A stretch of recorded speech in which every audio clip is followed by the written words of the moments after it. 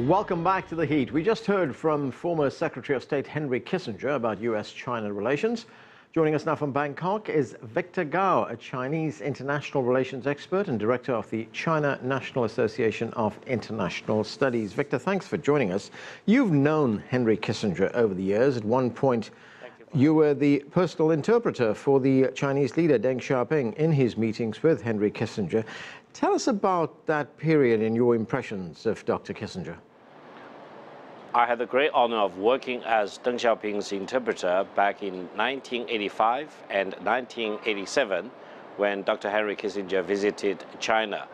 He was a household name in China, well known to all the leaders in China as well as people in China. And his great contribution to opening up the gate in the relations between China and the United States back in early 1970s was a historical legend known to the whole world today.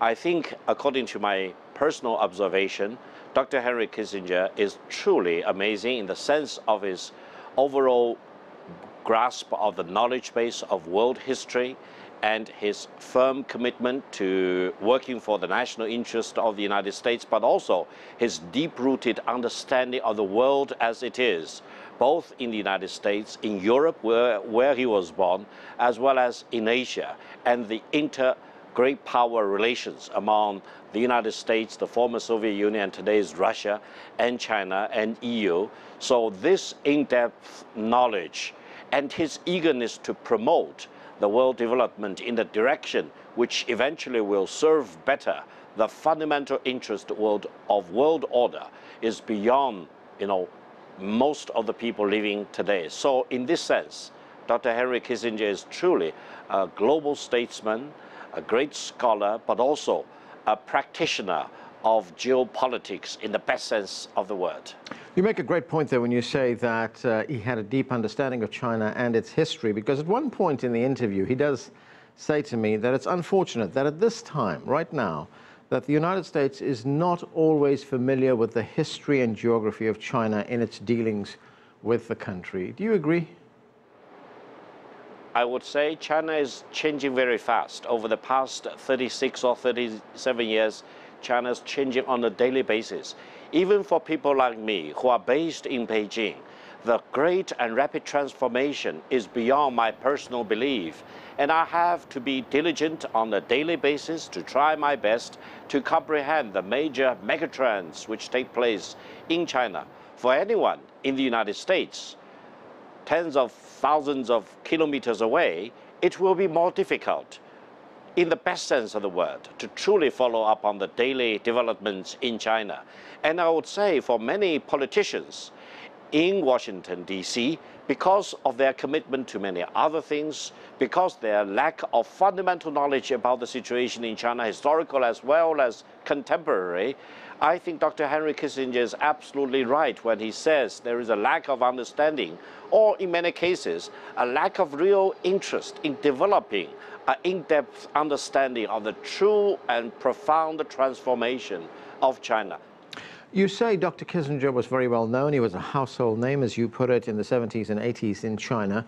How do the Chinese now view Dr. Kissinger? Do his views and his words still carry a lot of weight in the country? Absolutely. I think the secret visit he made on behalf of President Richard Nixon in promoting the opening up of the relations between China and the United States after decades of no engagement at all was a major diplomatic coup in world diplomacy, and this will be remembered by mankind for hundreds, if not thousands of years to come. Well, you did hear Dr. Kissinger say in that interview that despite differences between China and the United States, he remains optimistic that the long-term outlook for the relationship between the United States and China remains positive. Is he right?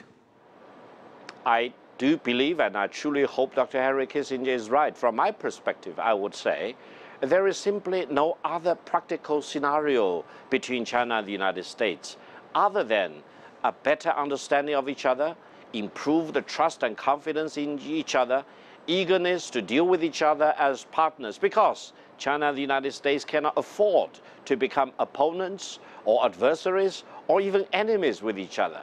We are two largest economies in the world. Both China and the United States are armed to the teeth in the real sense of the word, both in conventional weapons as well as nuclear weapons. How can anyone in today's world, either in China or in the United States or elsewhere in the world, imagine a scenario of total confrontation between China and the United States? If that ever happens, God forbid, that will not only be the end of China and the United States, it probably will also be the end of mankind.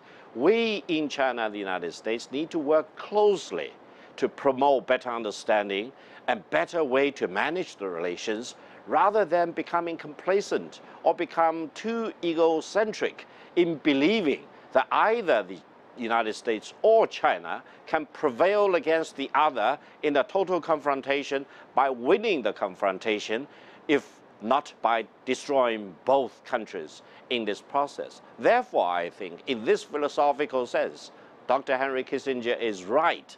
China and the United States need to come up with greater wisdom and greater confidence in each other and engage with each other as true partners by overcoming all the odds against that in our contemporary and modern bilateral relations.